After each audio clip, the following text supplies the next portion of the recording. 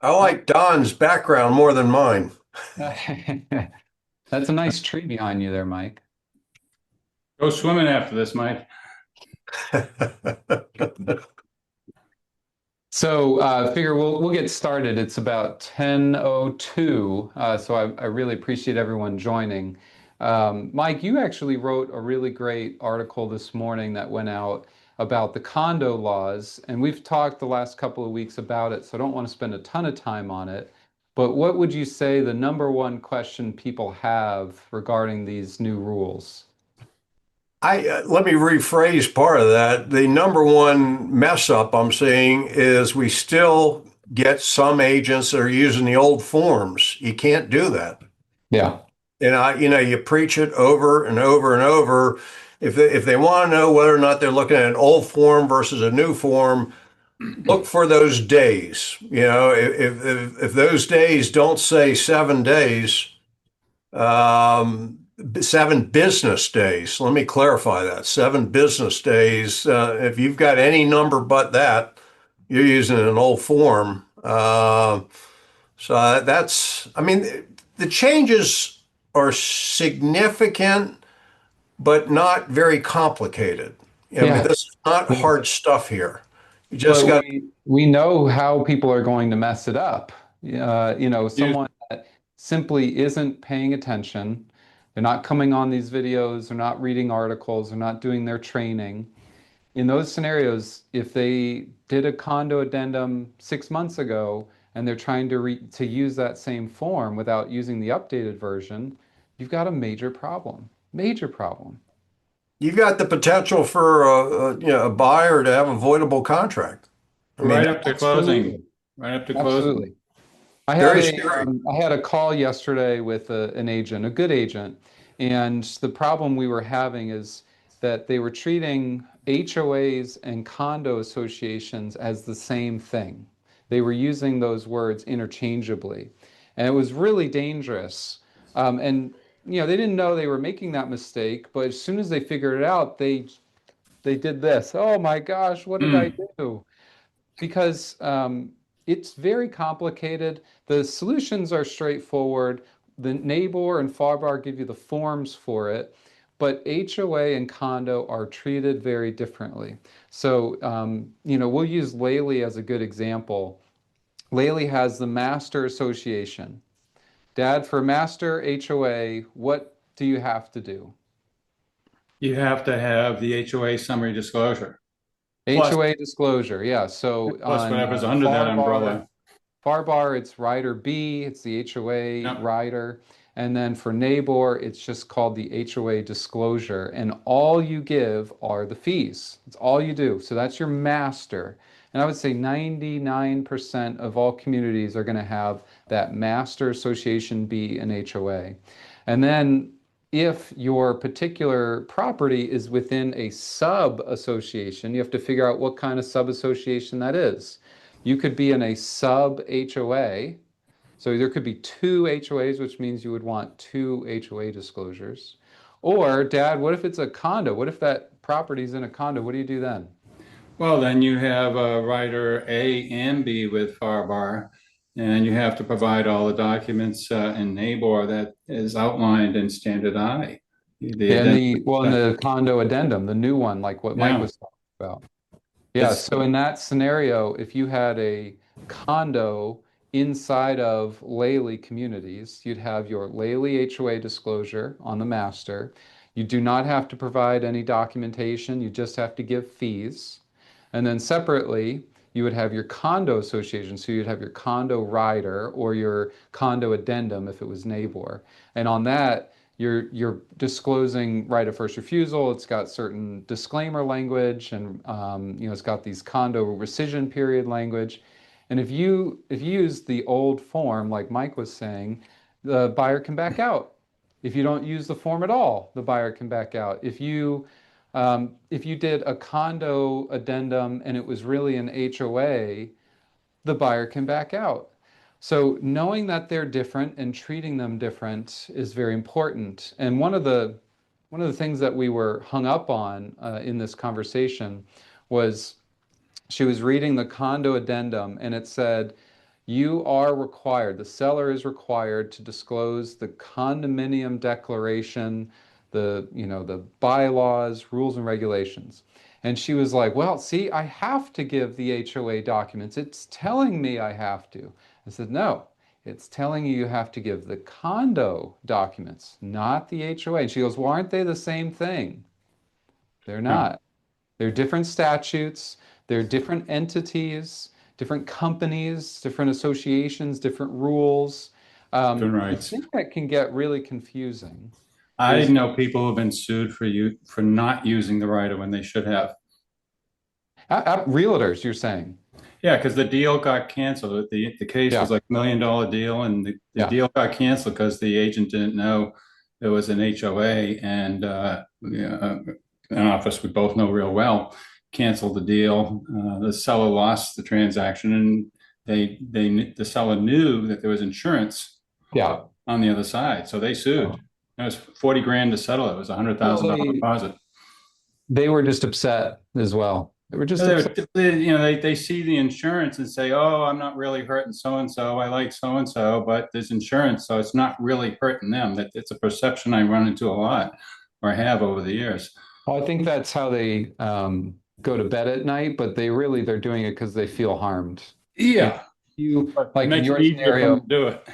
So, Dad, in your scenario, if it's $1 million sale, the listing agent uses the wrong form, and now they can't keep the buyer's $100,000 deposit. They're going to feel like they were wronged, and they're going to sue the only person that they can blame. Right. And what they don't understand is that insurance companies don't care if you're right or wrong. They just care about what is the cheapest way to get out of this mess. So in that particular situation, 40 grand was about what it would cost to litigate it and prove that their agent was in the right. You Yeah. know, We so, have another deal that it's a different one, same scenario. It was 100,000.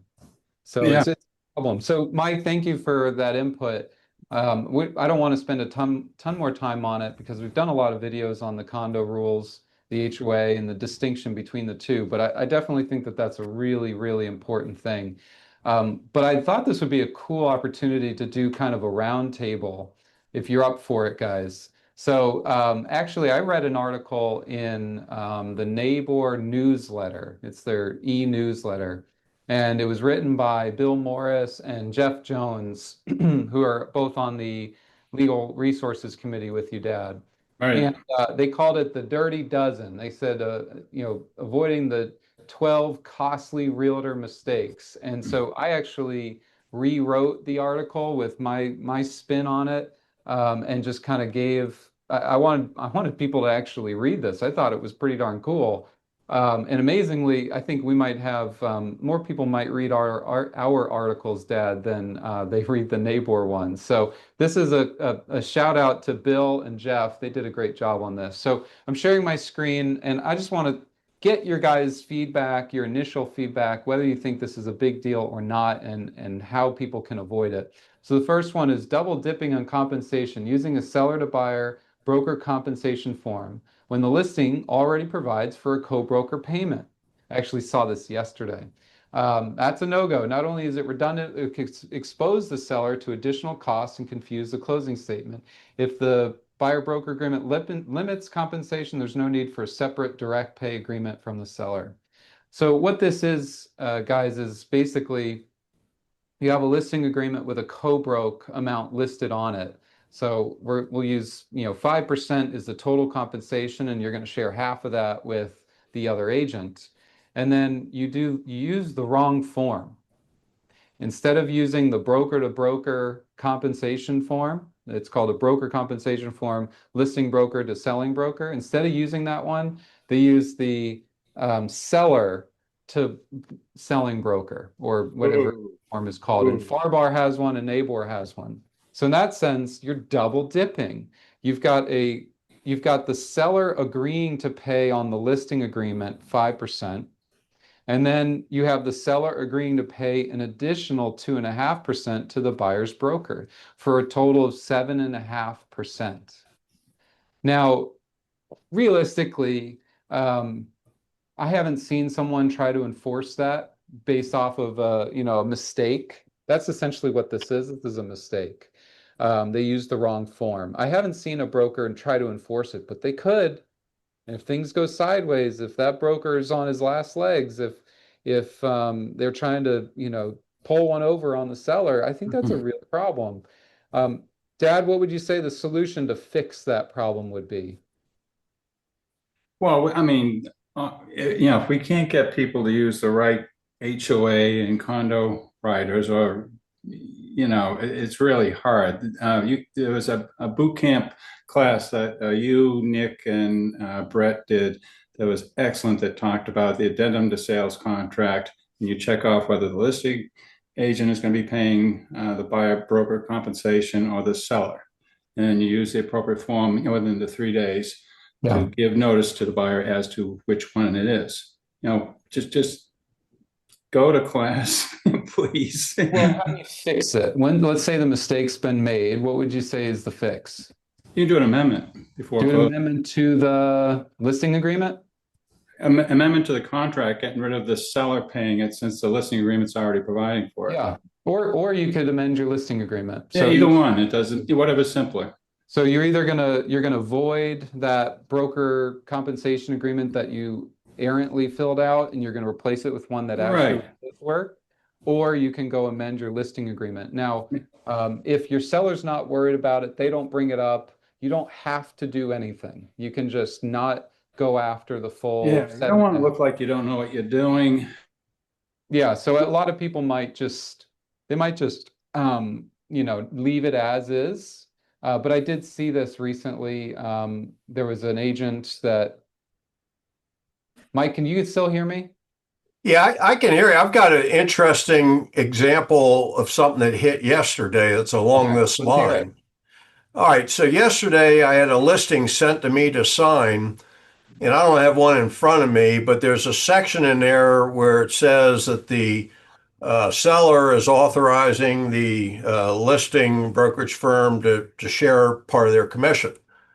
But then there's another box right below it that says seller will offer X percent or X dollars in a commission to the firm that has the buyer. Well, this agent checked off both boxes. I haven't seen that one before. And I contacted them and I said, "Are you sure of what you're doing here?"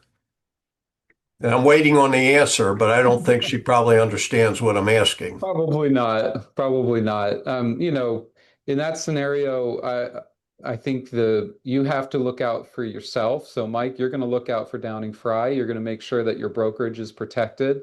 And then secondarily, you're going to look out for your client or for the Right. customer. You're going to say, look, I think you've made a mistake here. If you want, we can change this or edit it. Or if this is exactly what you're asking for, then we're okay with it. So It's an unsigned listing right now. right, yeah, it might stay that way until it gets fixed. All right, I love that. All right, so on the next one here of so sloppy HOA disclosure forms, I can turn to a walking escape hatch if done wrong. That's what we talked about at the beginning of this video. It is a real problem. And Mike, the last thing I'll finish on that particular topic, if you do disclose HOA documents. So I had a client that disclosed the HOA documents. Now, number one, it's not required. The only thing with an HOA is you're required to disclose the fees. That's it.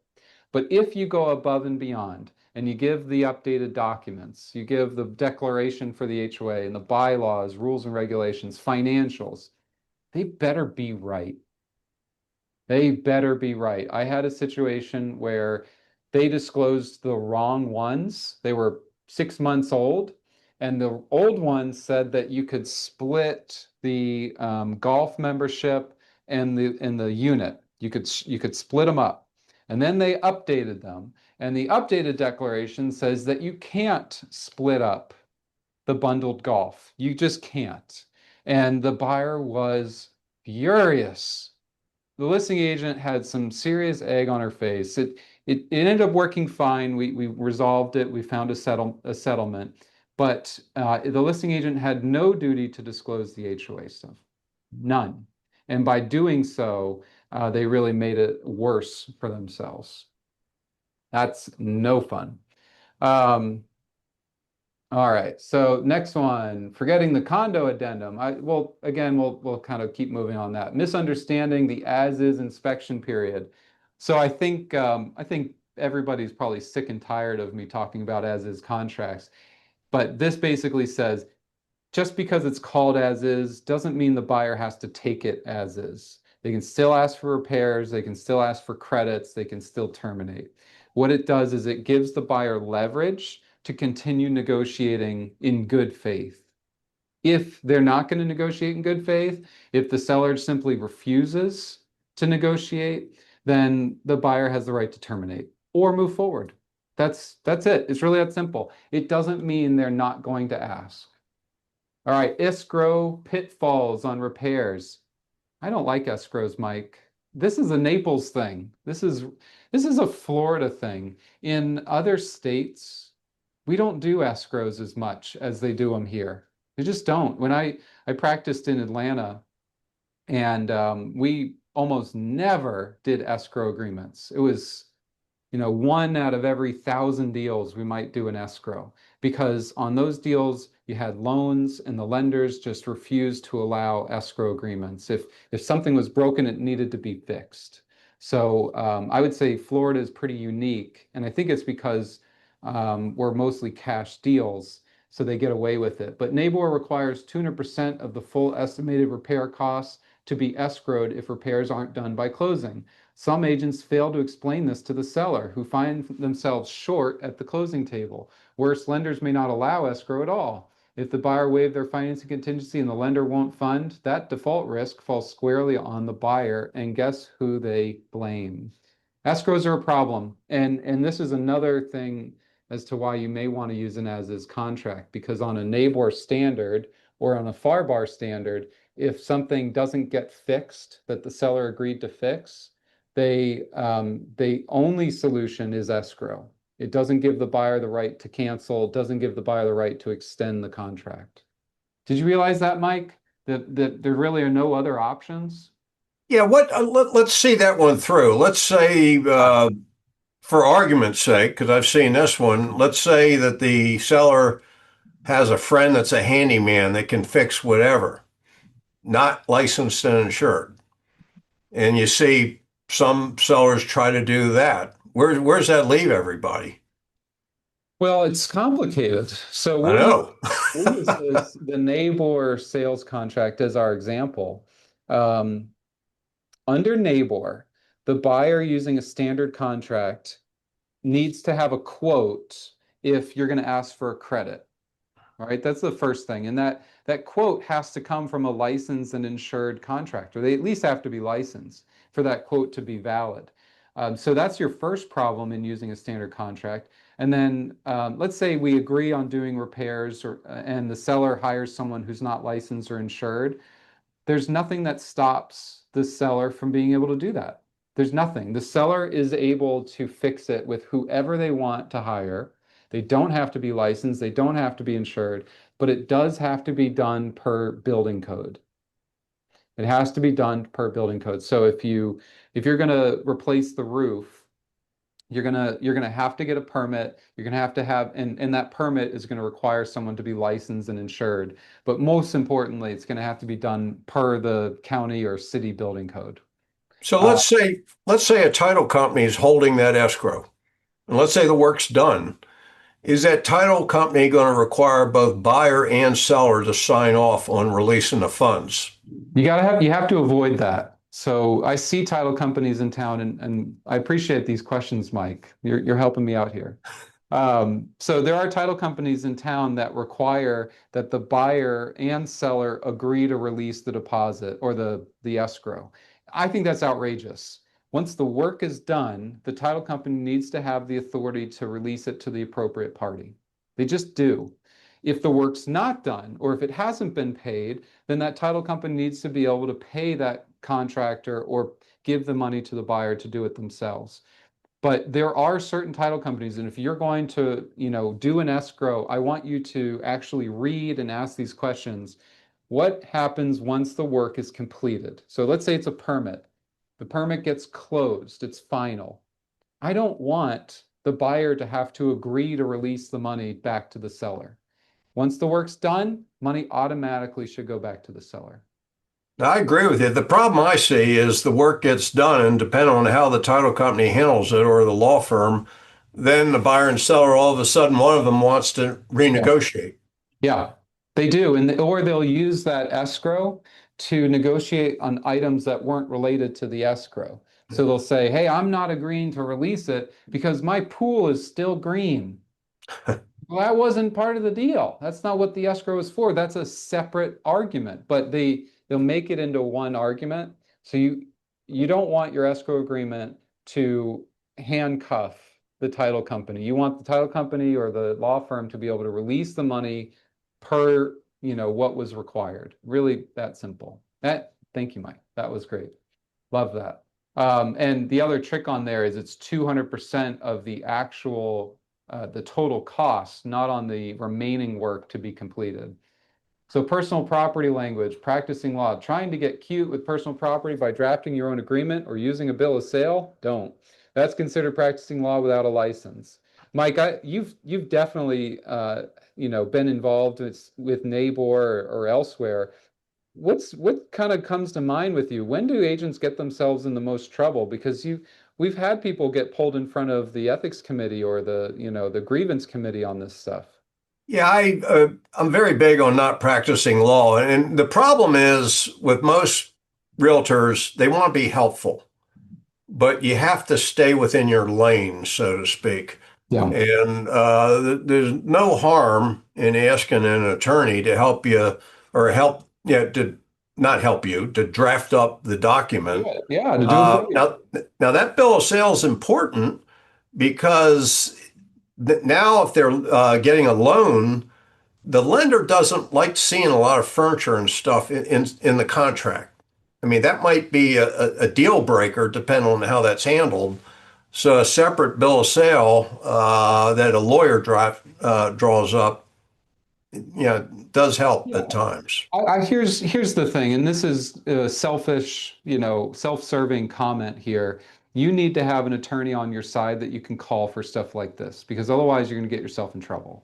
So Yes. one of the benefits of using my company is that if you're using my company, the realtor can call me and I will help you with this stuff. I do not charge for it. That's our value proposition. You're not going to get a big bill. Your client's not going to get a bigger bill just because you called me a couple of times to draft language on an addendum or to draft a bill of sale, or what we use, personal property agreements.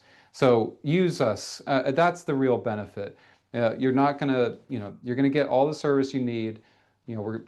That's it. Mike, I think it makes a lot of sense. I had an agent, um, they were accused of practicing without a law license because they wrote language in an email, they drafted some sort of release, and the buyer, who was very upset with this agent, made a complaint.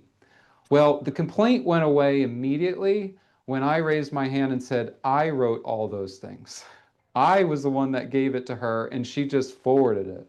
And they're like, oh, okay. And they canceled it. So that happens. And if you didn't have me, if you couldn't just say, oh, Christian told me that, you could have gotten into significant trouble. Could have lost your license potentially. I'll go a step further, Christian, and it's a well-deserved plug. Uh, I was asked by an agent, why I consider using Ross Title and Christian Ross, and I said, you can reach them.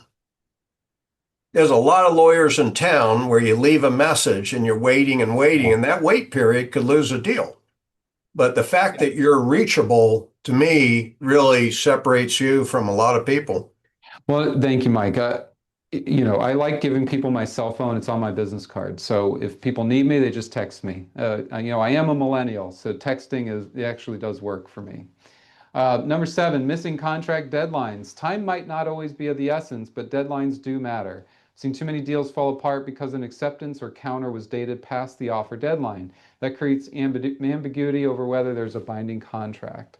It's tricky. I don't see this as a major issue. Usually people start negotiating with one party or it's pretty clearly delineated if that deal is dead and this one they're moving forward. I have had this though. So I had a scenario where buyer made an offer and then the seller accepted it, but it was 5 minutes after the expiration of the offer. So potentially the buyer should have just said, "Oh, hey, look, my offer had expired. We're done. We're done here." Or the seller should have said, "Hey, look, I signed after your offer date. It's invalid. I need the buyer to sign or initial." Now, what really happened is that they went like a week or maybe even 2 weeks. They did inspections. They had a survey done. The seller allowed them access to the property. And then at that 2 week mark, the party, well, I think it was the seller, said, "Hey, we don't have a deal. I accepted after the offer deadline and it's no good." And that got thrown out. That wasn't a proper argument.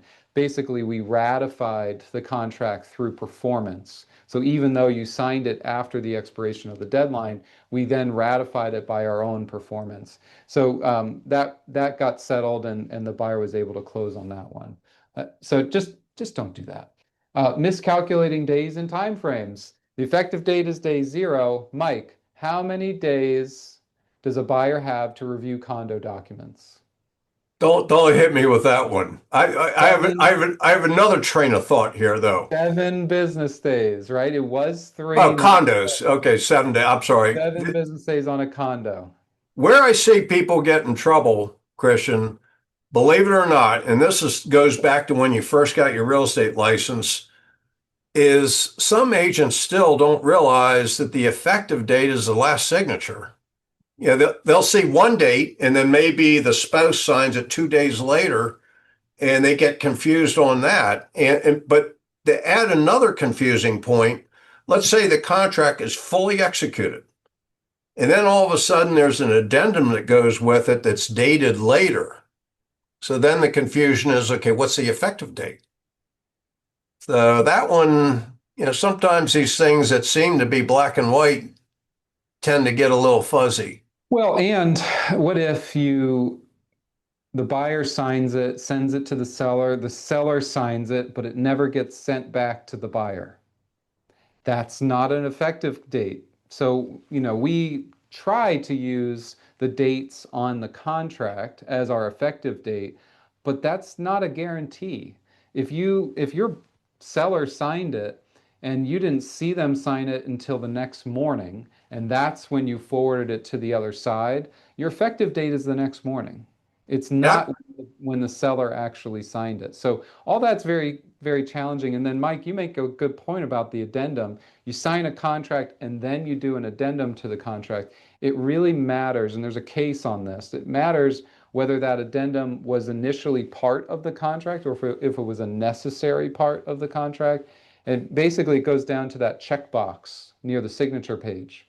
So if you checked addendum to condominium or addendum to sales contract condominium or addendum to sales contract compensation, if you checked either of those boxes but didn't actually have the people sign those forms, that's not an effective contract. But if you didn't check those boxes and you just didn't do those forms, well, you do have an effective contract. It's just that now you've done an addendum after the fact. So You know, confuse that. another thing that I believe I read in one of these condo articles that was recently clarified with the new condo changes is what's considered constructive receipt. I know a lot of agents feel if that condo addendum is sent to the realtor representing the buyer, that's constructive receipt. But the article I read said no, it's when the buyer actually receives that document. Yeah, so with condos specifically, that is how they interpret it. So if the buyer never receives the condo documents, then the buyer has their rescission period. They have the ability to get out. Now, your listing agent, the seller, might have a problem with that buyer's agent who never forwarded it. So if, say the buyer's agent received it, never forwarded it because their email got hacked or something happened to them health-wise and they just never sent it, well, that time frame just keeps rolling because it's really about the buyer. Now, the agent, however, can receive on behalf of the buyer other things like a signed contract. So condos treated pretty differently, but that's a really good point, Mike. I love that. Incomplete escrow agent information. Leaving escrow agent information blank or TBD isn't just lazy, it's a violation of Florida law. I don't know if it's a violation of Florida law. What it means is that you don't have a contract. The contract requires full, accurate escrow details in all residential deals. Even if the closing agent ends up being someone else, the initial escrow agent must be clearly named. I don't know if it's Florida law, I probably misspoke there, but it's definitely a requirement of the contract. Where is the buyer going to send the money? And there's a case on this. It's pretty clear that you do have to put somebody. The buyer could change it. The seller might be able to change it after going under contract, but that is a material term of our real estate contracts. Unreferenced addenda, not part of the contract. So this goes to the point of checking those boxes. If you check the box, it needs to be included. If it's not checked, then it's not included. Doing buyer walkthroughs yourself. This is a point that my dad always had a big problem with, Mike. By the way, I don't know where he ran off to. His Wi-Fi must not be working. It may seem helpful to conduct the final walkthrough on behalf of your buyer, but beware, your E&O likely won't cover you. If something's missing or broken, you could be on the hook. Encourage your buyers to attend in person or bring their inspector, especially when repairs are involved. If things aren't right, the contract allows for escrow to cover unfinished work, but that's only if you catch it before closing. I had a deal like this recently, Mike. There's an agent, a really good agent, and she makes a point of always having the inspector come back for the walkthrough. It costs a couple $100. It's probably $300 for this particular inspector. And he reviews everything that was on the initial list, and then he says whether it was fixed or not. That's wonderful. That's amazing. Because if the real estate agent was doing that look and seeing if it was fixed or not, how do you know? I mean, maybe you can figure it out, but what if you're wrong? You have elevated your duty of care and you've elevated your potential liability. So in that scenario, that agent I'm referring to, we recently had a deal where the inspector missed something. There was supposed to be a pool repair and it got missed. The seller seemingly never did it, and the inspector didn't notice. They just didn't notice. And so now the buyer, who found out maybe a couple of days later, was pretty upset. But who were they upset with? They were upset with the inspector. They were not upset with their agent. Now, the agent was pretty freaked out, and she was, thinking that the buyer was upset with them, but the buyer wasn't upset with them. The buyer was upset with their inspector. So I know this is advice that not many people take, but it does rear its ugly head quite frequently, where an agent misses something. So just be careful. Be careful. And then failing to finish this article, obviously that's the big thing, Mike. We talked about that earlier. Coming to these videos, reading articles on this stuff, that is so important. It's just the key of staying on top of it. I had an agent once say, well, how was I supposed to know that? It's like, well, this is your job, right? This is your job. You want to make a living doing this. You want that, paycheck. Do the work. Got to be better. I would say, Christian, that those 11 common mistakes to avoid, there's a reason why those 11 items are listed. They happen over and over and over. And really, that's a great piece to save because it's a good reminder. Good. Well, thank you, Mike. So I got one more thing I want to talk about. Before I do that, someone asked at the very beginning, if we don't know the broker or seller is paying the buyer broker and the wrong box is checked in the addendum, is it still binding? Yes, it would still be binding. So if you don't know if the listing agent is offering compensation, or if you don't know the amount that they're offering, then you're just going to make the seller pay it. You're going to use that addendum to sales contract compensation, and you're going to say seller shall pay buyer broker 3%, whatever the number is. But if you know what the listing agent is offering or how it's being paid, you do that separately. So it's the duty of the listing agent to correct whatever the buyer's offer includes. So if the buyer's offer includes information that is incorrect about compensation, the listing agent has a duty to fix it. They will cross out, or they'll provide a different form, they'll remove the addendum, whatever it is, just make sure it's accurate. We had a situation currently where the listing agreement offers a co-broke of 2.5%, but there's an auction house that's involved. And the auction house is being paid, I think, 1.5%. We're going to do a video on this in the future, probably about a month from now.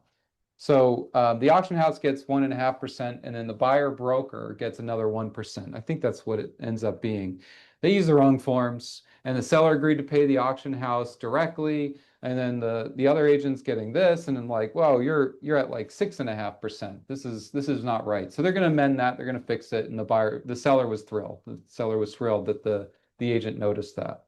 All right, so on to the last point. I don't want to spend a ton of time on this, but Mike, you and I talked about this, and I figured it'd be a really cool opportunity just to review it really quickly. People liked this article when I sent it out a couple of weeks ago.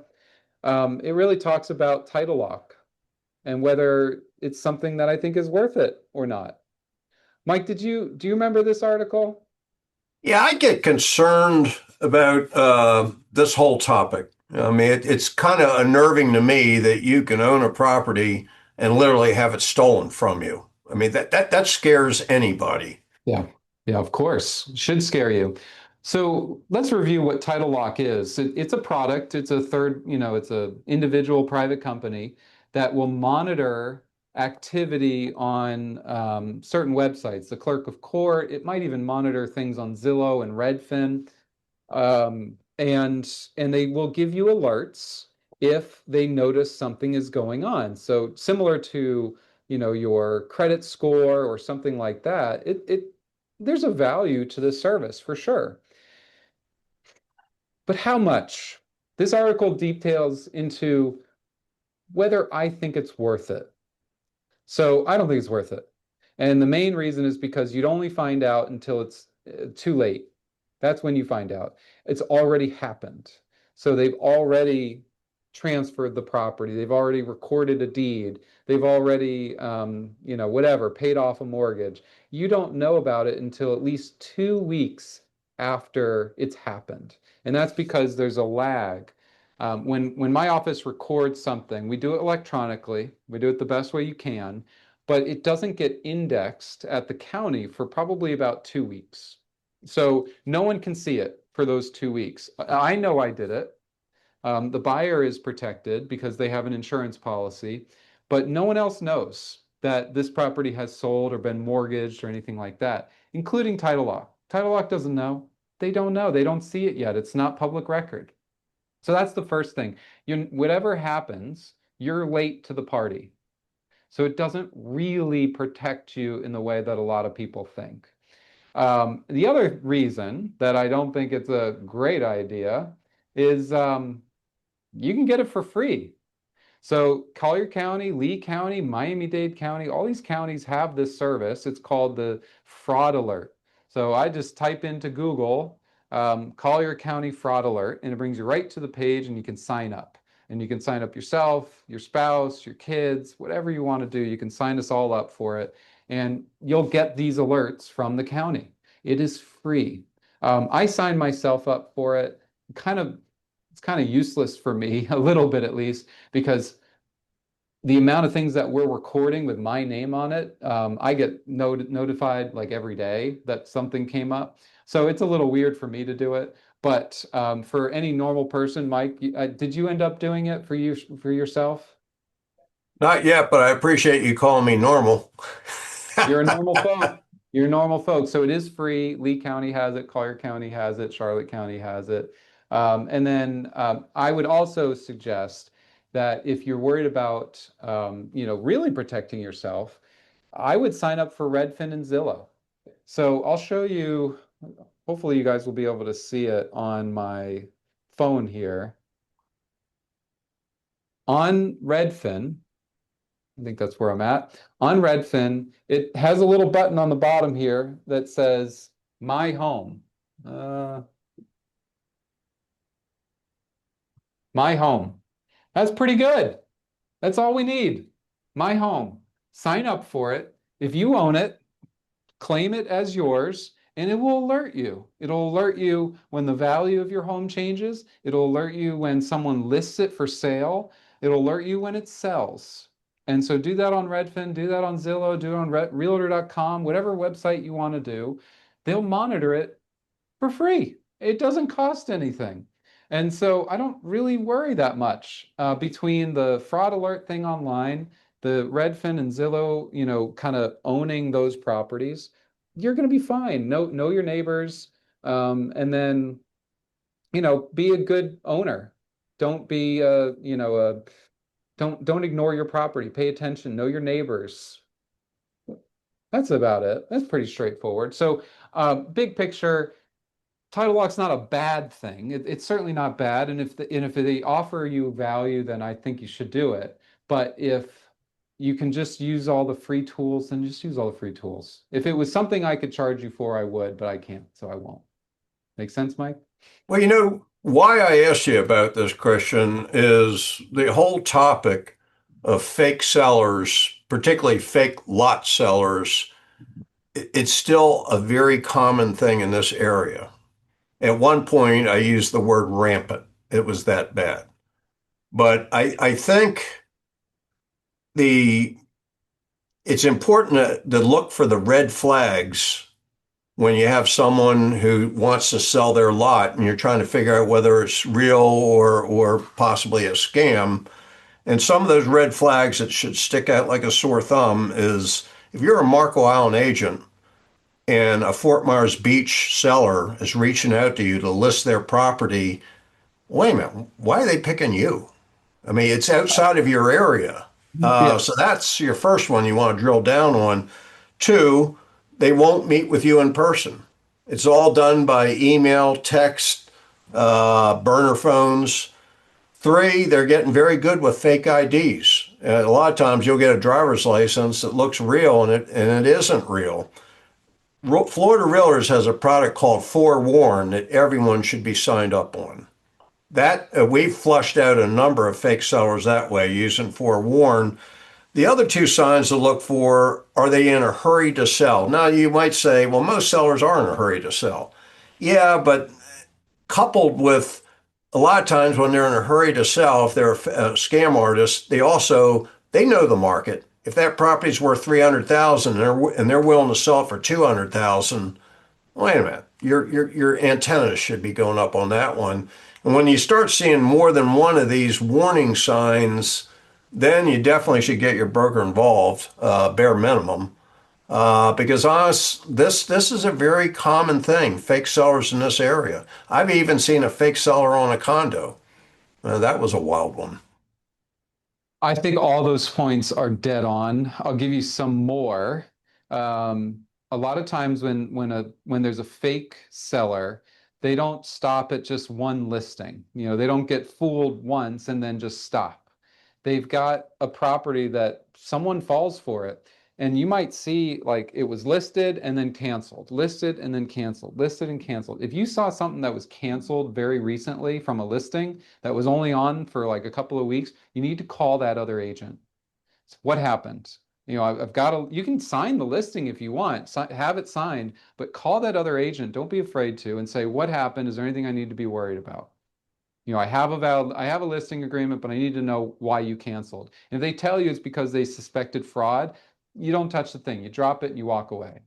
Another thing that you can do is you send letters. So Downing-Frye and Ross Title, we send these vacant lot letters. So we get the information. Mike, you mentioned that it's very easy to do a fake driver's license, fake passport. It was also very easy to send a letter to the address listed on the tax records and see who receives it. We really shouldn't be in that much of a rush. Again, you can sign your listing agreement, that's fine, but then send the letter and don't put it, market it until you know for sure that that vacant lot has the proper seller. Just wait. Don't, you check the box for not marketing it publicly and you just tell the seller there's a lot of fraud in this market. We're going to send a letter and we need to make sure that this is valid. You may never hear from that seller again. Another one, I agree with you, Mike, and I'll give you the scenario on forewarn. This is what we recommend that all agents do. You're contacted by a seller or a buyer. We see this even with buyers. And they just know exactly what buttons to push. Oh, I need a quick sale, or whatever you think, and I'll pay you 6%, whatever the number is. Or it's a buyer that says, "Oh, I'm looking for something 3 or 4 million, 5 bedrooms. I'll come down and we'll buy something cash." All these things are dinging, and you're excited about it. Just like you would with anybody else, you run them through forewarn, you get them to sign a buyer broker agreement or a listing agreement and do it electronically. And then in that electronic signature, there's an IP address. And then put it into Google. Where is this IP address located? And if the person's saying that they're in New Jersey, but this IP address is in Bangladesh, you got a problem. Or what we saw the person said they were in New Jersey, the IP address was Bangladesh, but the phone number was Malaysia. And it's like so forewarn. Also, I think forewarn said that there was like 12 crimes committed by this person. It was a different name, so it was definitely fraudulent, and there were so many red flags. But this one cemented it and was like, all right, we're done. This isn't proper. And then the last thing that we do is we use this company called Certified. Certified's a wonderful company. I've promoted them a lot in the past. But if I have a seller or a buyer that I'm not very comfortable with, I run them through Certified, and it does all this for me. It's great. It's just like forewarn and the IP address all combined into one. So we take those extra steps. Not a lot of other attorneys do, but we think it's really important. And we want you to do it on the front end so it doesn't even get to us. But if it gets to us, we're going to double check it as well. I mean, to complicate things, Christian, with the introduction of artificial intelligence, it most likely is going to get worse. I'm pretty freaked out about the video AI, because realistically, someone could take all my videos. We have over 300 videos on YouTube right now. Someone could take them, put them through AI, and you could probably get 99% of what I look like, sound like, and say. Um, I'm pretty freaked out about it. So hopefully we will find ways to combat that, but there's no solution other than, having a personal relationship with the person, giving people your cell phone number, calling and texting and being a person who's physically here. Just have your guard up. That's, when we find solutions, we'll implement them. Thank you, Michael. Thank you, everybody. Good luck this week. And if you need me, give us a call. Thank you.